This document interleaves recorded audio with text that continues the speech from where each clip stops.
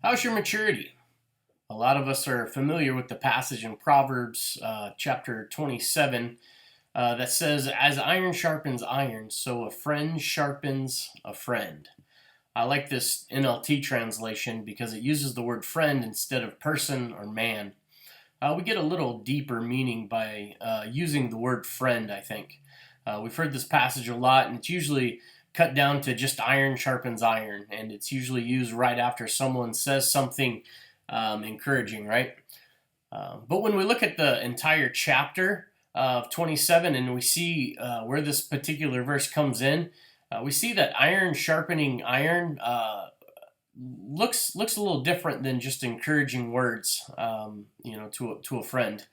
If we look under a magnifying glass as this process happens, sharpening a blade, we focus on that knife and that blade. We see the reason that it's dull usually is because the blade and the edge of the blade has been bent over, or it's really flat. It's been used so many times, it's been worn down to just a flat edge or a rounded edge. It's not real sharp. And as the sharpening process happens, and that iron is pulled across the blade, we see those edges that have been bent over, or those flat edges, being torn off, just being ripped off of the blade itself. Now imagine this process in your own life. We all have times in our lives, that we're dull. We're not very sharp. In verse 4 of the same chapter of Proverbs, it says that anger is cruel. Show you attitude, okay? No. Stay happy! You want a piece of this, Pops? Come and get it! That wrath is like a flood.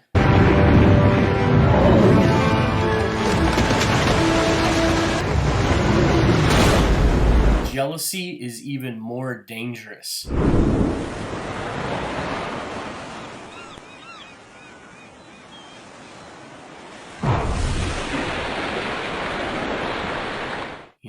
We all get angry, and we want that wrath to happen sometimes, and we've all faced jealousy in our lives.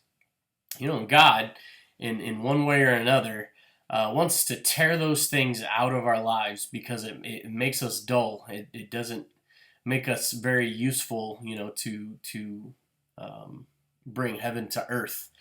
Sometimes God sends the right people, the really nice people, the ones that, are patient, their mercy is, their gift of grace and mercy and kindness is very apparent in their lives. Their social skills are really good. They can talk to you real calm and collective.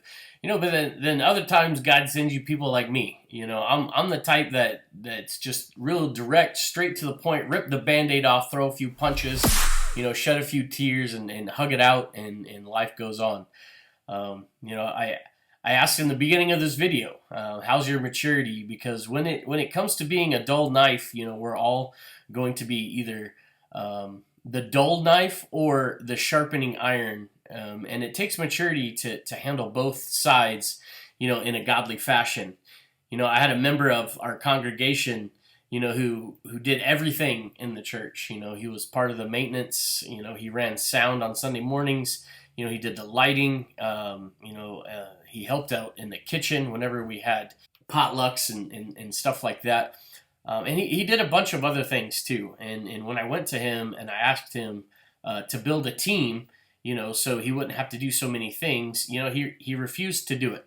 Or if he did it really half-heartedly, and he didn't train people, very well. And so we'd have to create, more energy and more time to go back and fix those things.